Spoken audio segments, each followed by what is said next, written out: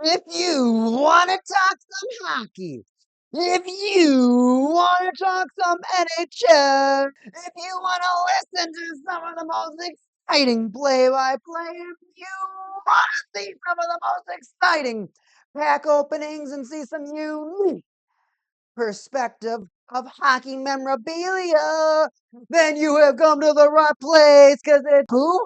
What? It's WeCake'n. It's WeCake'n. It's WeCake'n. It's another episode. Here we are for the WeCake'n Netcast, and you are a part of it. Welcome to the Netcast, and shall I say the Glow era. A little upgrade, a little upgrade, a little upgrade. WeCake'n, yeah. This is pretty high. This is pretty high. This is pretty high. I've been to places, but now I'm in the place where I need to be, the place where I can talk hockey to you and everybody else. So thank you so much for showing back up. I am WeCake'n, and I am here to talk some hockey with everybody. You got it. I am here to talk some NHL hockey with everybody. Today is January 11th, but we are talking about last week. We are going to talk. What are we going to talk about tonight? For our first revival in the Glow era, our first episode in the Glow era, I want to talk about the NHL Winter Classic. So, NHL Winter Classic happened on the 2nd of the year. First of all, that bothered me a lot because I had the first off. I didn't have the second off, but the game was at 7, so most people were going to be able to see that game, right? Most people are going to be able to see a 7 p.m. game on, what was it, the 2nd of the year, right? But it was just weird because it was tradition that it was on the 1st of the year. The brand new year, you start, I mean, pretty much you go out, you party the night before, you go and do whatever dumb thing you did before, you turn up, and then the next day you come back, you have your hangover helper, you watch your Winter Classic. That's what you do. But for whatever reason, man, my cap keeps slipping down. For what? Maybe we'll have to turn. Maybe we'll turn around for here for now. Ooh, maybe we'll have it around here for now. But the Winter Classic, I feel like the Winter Classic is such an important part to the game of hockey. Everybody grows up playing hockey outside, unless you, well, I mean, on skates, right? For the most part, you learn how to play ice hockey outside. Of course, you look at some of these southern states, some of these southern areas. Like our last 5 cup winners, they're not gonna really play hockey outside. They might ice hockey. They're gonna play some street hockey. They're gonna play some floor hockey. That's all you can play outside. But for some reason, the NHL is like, hey, Florida Panthers, back-to-back cup winning cats. You got a game outside. Hey, New York Rangers, it's your centennial year.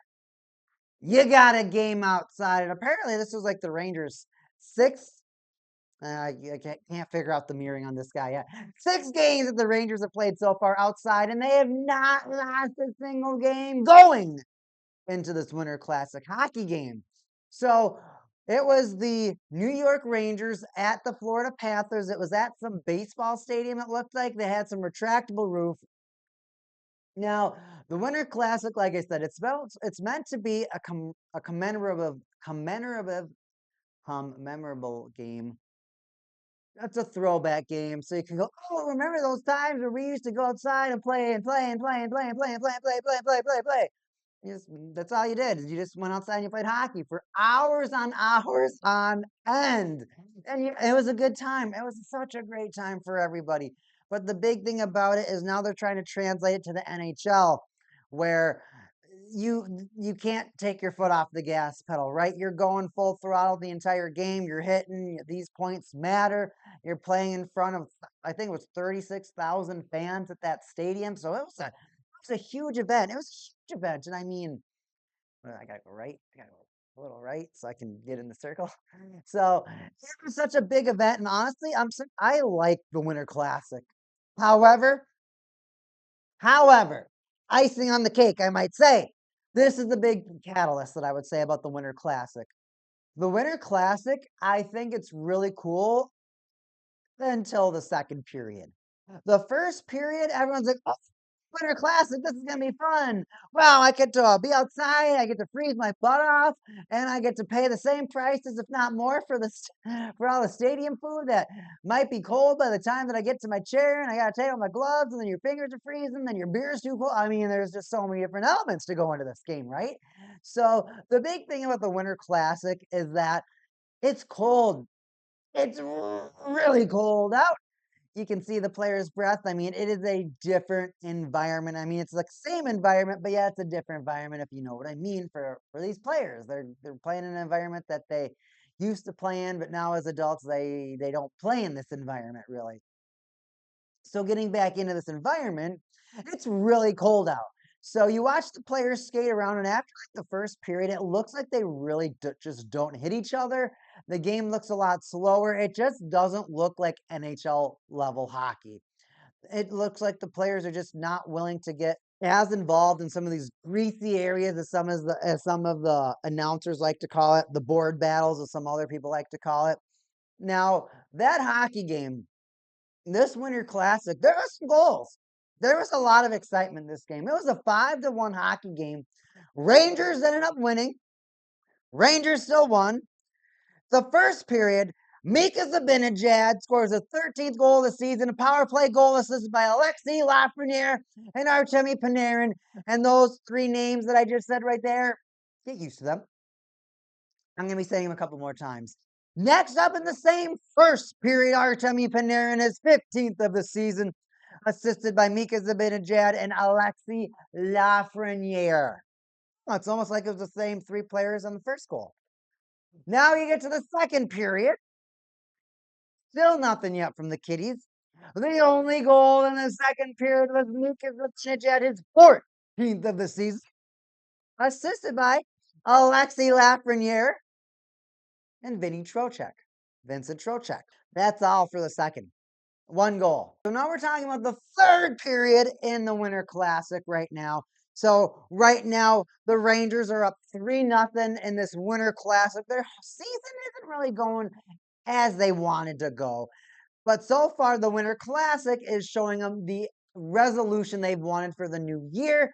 They want to make it to the Stanley Cup. They want to make it in the playoffs. They want to be seen as a playoff caliber team. They want to play like a playoff caliber team.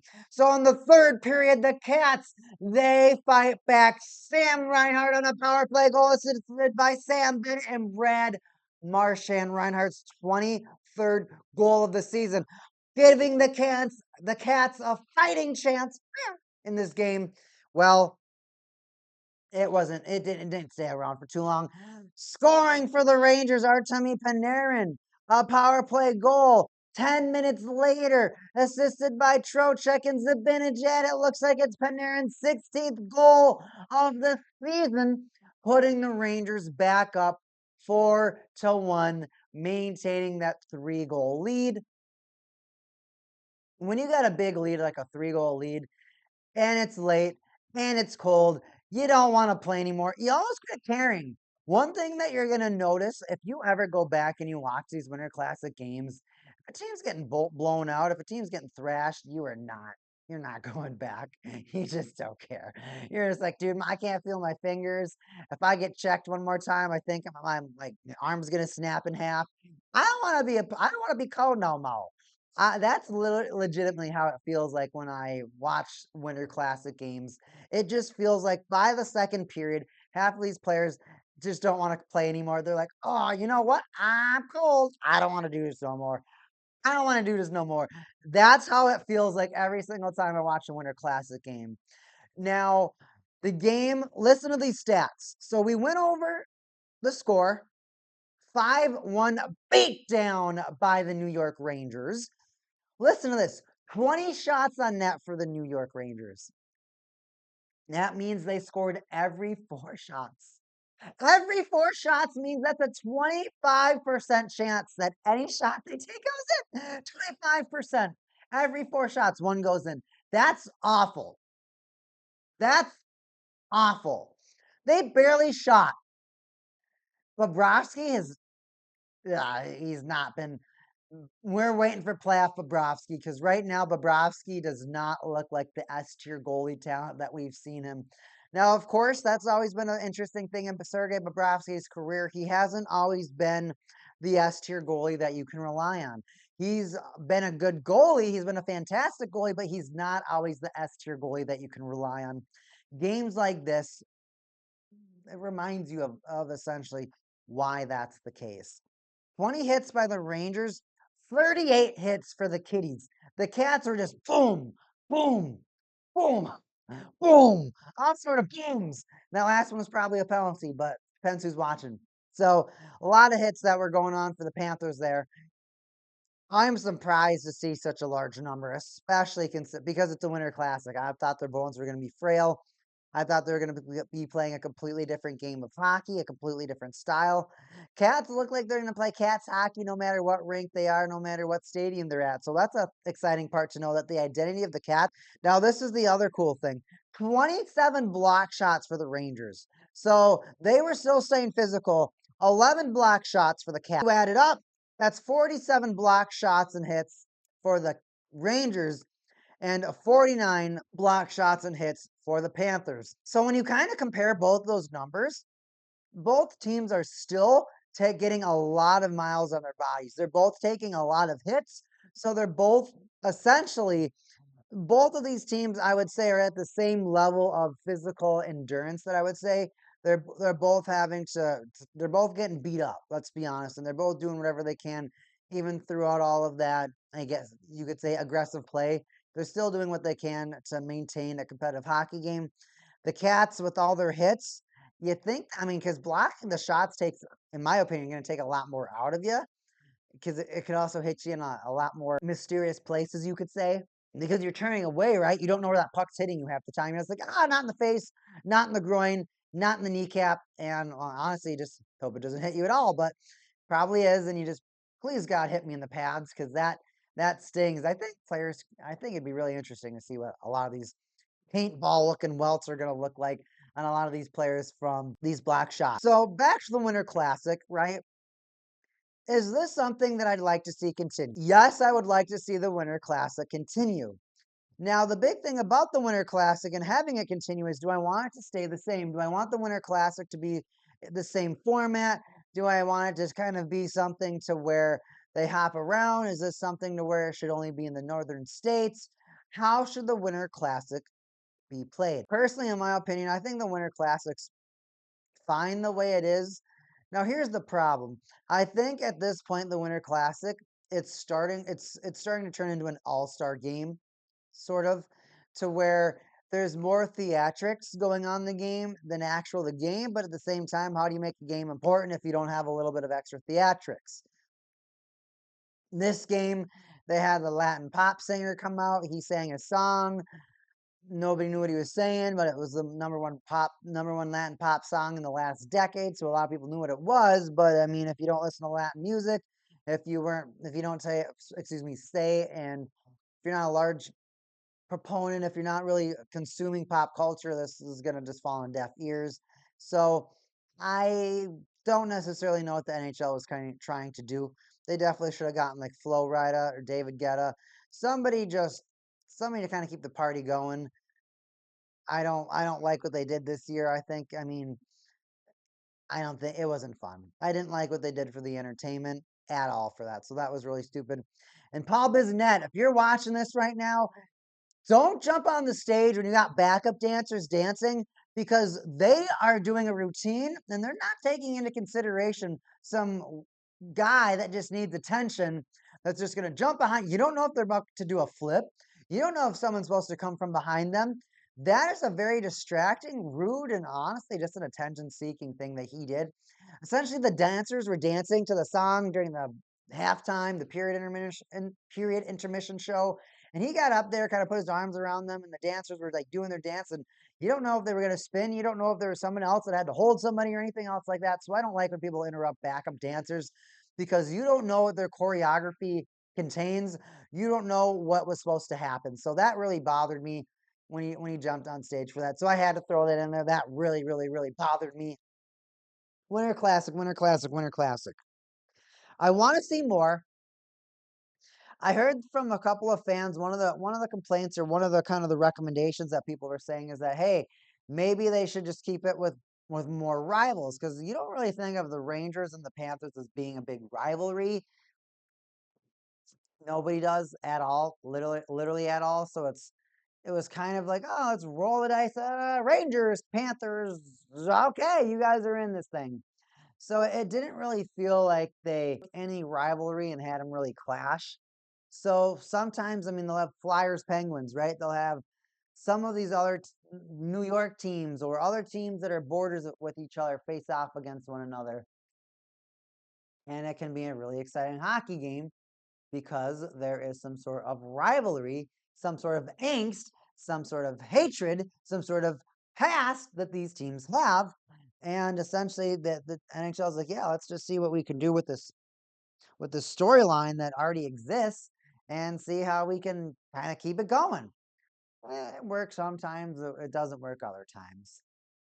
I want to see Winter Classics keep happening, but the theatrics, they got to figure it out too. They need theatrics that don't pull away too much from the hockey game, but still allow for the hockey game to be fun, still be the central point of everything. I think that needs to be a really, really, really important part. I like it when they did some of the outdoor games, like in Boston, for example, where they had all these Boston greats walk out. I think there was a Bruins Penguins game once, and they had all these Boston greats walk out. I thought that was really neat. I think it's really cool when you honor other people from the city or other figures from the city or whatnot that have made it, that have been a cornerstone for sports or other big things that that city has done. I think that's pretty neat. I wish we would have seen a little bit more of something more like that from Florida, where we would have gotten some sort of important person or other important people from that city to show up, kind of show out for the city. So that would have been honestly really cool for me. I give this Winter Classic a 6 out of 10. Mika Zibanejad did get the first ever Winter Classic hat trick. He got the first ever Winter Classic chain, which was really cool. I would wear that chain everywhere. That Winter Classic chain.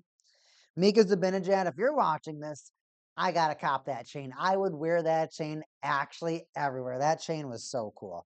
That chain, it was so cool. It was one of the coolest chains I think I've ever seen. I think I gotta go forward cap. My cap keeps sliding down the back of my noggin. Nonetheless, though, I want to see more outdoor games. They got to work on the theatrics. I don't know what they can do to try to make the players warmer on the bench. I think they should do something to try to make the players more comfortable. So when they go out on the ice, they are a lot more active and a lot more willing to play hockey, more honorable to the core gameplay of hockey. I feel like it's not as close to the core gameplay. I definitely feel like when you're playing Winter Classic hockey, you're playing a different game. Those are my opinions. I got to hear your opinions. I'm going to talk about one or two other things for today's game. I kind of wanted this first WeCake'n Netcast to be a sort of a smaller stint as I get more into some news with my future netcasts. But a couple of things I wanted to look at or talk about is, now this is going to be something that I do talk about in a future netcast, but the Mighty Ducks, the Jets, what is happening? The Jets have lost like 15 of like no, yeah, 15 of like their last 18. It's bad. It's really bad. I don't understand this Jets team. They go to the conference final against the Vegas Golden Knights in the Vegas Golden Knights inaugural season. They get bopped 5-1. Vegas Golden Knights end up proceeding to the Stanley Cup final where they lose in 5 to the Washington Capitals. Ovechkin finally gets his first cup, probably his only cup, and his ring. Ever since then, the Winnipeg Jets have lost players and lost players and lost players. And right now, they just can't figure it out. So many of their players have left. A lot of them, they went to like the Rangers and now some of them are on the Ducks. Some of them are just still in the Rangers or they've gone to different teams like Nikolai Ehlers in this offseason. He ended up going to the Carolina Hurricanes. So it's just been a really weird. They go so far and then they lose and then they just disintegrate. And all these players are kind of are going all these other places. But at the same time, you got Hellebuck, who's a He's won the Vezina Trophy. He's shown to be a playoff caliber goalie, but yet, unfortunately, when he gets to the playoff, unfortunately, assuming you are a Jets fan, he gets to the playoffs, can't really hold it all together. He can't bring them to the promised land. He cannot get to that Stanley Cup game one to where you could experience a different Connor Hellebuck once you get into the playoffs, right? So it's always a unique thing when you have these teams that have gotten deep in the playoffs, that have shown themselves that, hey, we can be a great contender. We are a name. We are a team. I think they won the President's Trophy last year, meaning they were the team with the highest amount of points. They were the team that had the highest production, the highest output. But now you look at them this season, not exactly the case anymore. This team is really, really, really struggling. And you look at all these other players that have just dispersed to all these other teams, you got to start to wonder, what is the mystery on this team right now? It's hard to say. It's hard to say what's going on with this team. They have phenomenal talent. They just can't win a hockey game. I think they won 2 games in all of November. It's been brutal for the Winnipeg Jets. We will expand on them in a further netcast. Another team that's been struggling, the Mighty Ducks. The Mighty Ducks had their crazy win streak throughout the start of November and mid-November. And then coming to the last week of November and practically all through December, they have struggled to score. Their defense and goaltending has struggled to keep pucks out of the back of their net. We don't know what's going on with the Mighty Ducks right now. We don't know what the Mighty Ducks have to do in order for them to be a competitive hockey club again. They got to do some self-reflecting on the mirror. I think they just kind of got to flush. They got to nuke. They got to forget that entire month of December and look at November and say, that's the hockey club that we know that we are. That's the hockey club that we know that we can be. We look at the way that we performed in December. That's not our hockey club. We do not want to get too far off into the new year with this type of performance. We can do a lot better. So that's the big thing that I feel, in my opinion, that the Mighty Ducks are feeling right now. The Mighty Ducks, they just don't, they cannot sulk. They cannot continue to look at December and be like, this is how we played. You can't rule that in. You don't want to compare that. You can't compare that. You really, if you are the Mighty Ducks right now, flush it. Negate it, blow it up, ignore it. We got some teams that are underperforming right now. We had a really exciting hockey game called the Winter Classic. I'm going to have a shorter netcast for tonight. Believe it or not, I've shot this netcast 5 or 6 times. I've either had poor frame rate, I've had bad audio, I've had it so that my camera is focusing all over the place. So I just wanted to get this video taken care of. I wanted to record this video. WeCake'n, I'm here. And I hope all of you can be with me. I hope all of you can be with me on this journey. We are going to talk hockey. We are going to share our favorite facts, our favorite memories about the sport.